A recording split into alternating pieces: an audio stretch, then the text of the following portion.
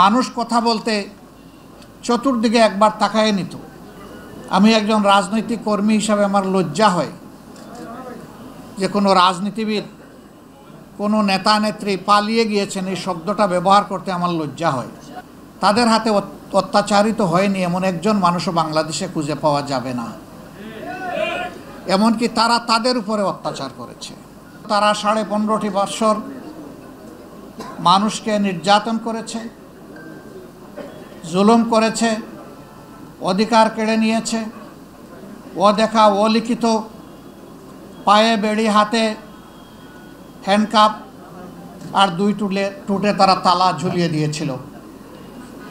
একটা ভয়ের সংস্কৃতি তারা চালু করেছিল। মানুষ কথা বলতে চতুর্দিকে একবার তাকায় নিত,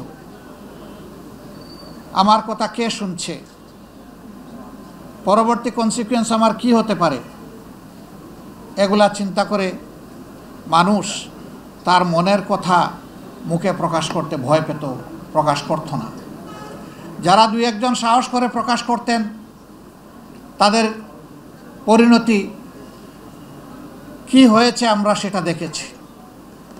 কিন্তু আলহামদুলিল্লাহ শেষ পর্যন্ত অনেক জীবন, অনেক রক্ত, অনেক ত্যাগ তিতিক্ষার মধ্য দিয়ে গত মাসের 5 তারিখ এই জাতির বুকের উপর থেকে একটি ভারী পাথর আল্লাহ তাআলা সরিয়ে দিয়েছেন। আমি একজন রাজনৈতিক কর্মী হিসাবে আমার লজ্জা হয় যে কোনো রাজনীতিবিদ, কোনো নেতা নেত্রী পালিয়ে গিয়েছেন এই শব্দটা ব্যবহার করতে আমার লজ্জা হয়। কিন্তু আমার কাছে যেন মনে হয় যে যারা জনগণের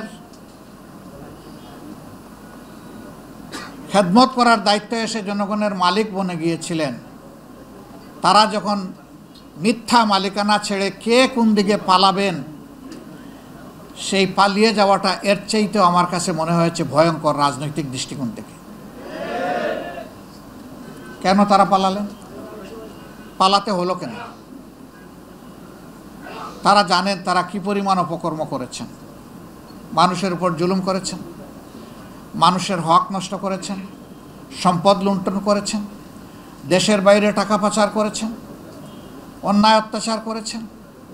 তাদের হাতে অত্যাচারিত হয়নি এমন একজন মানুষও বাংলাদেশে খুঁজে পাওয়া যাবে না। এমনকি তারা তাদের উপরে অত্যাচার করেছে। তাদের ইনফাইটে 450-র মতো তাদের সহকর্মী তাদের হাতে মারা গিয়েছে। এরা কত ভয়ঙ্কর! যারা নিজেদের কর্মী একই প্লেটে যারা একসাথে ভাত খায় ভাগাভাগি করে, সেই লোকগুলা তার আপন কর্মীকে হত্যা করতে যাদের দ্বিধাবোধ হয় না, জনগণের বুকে ছুরি কিংবা গুলি চালাতে তাদের দ্বিধাবোধ হওয়ার কথা নয়।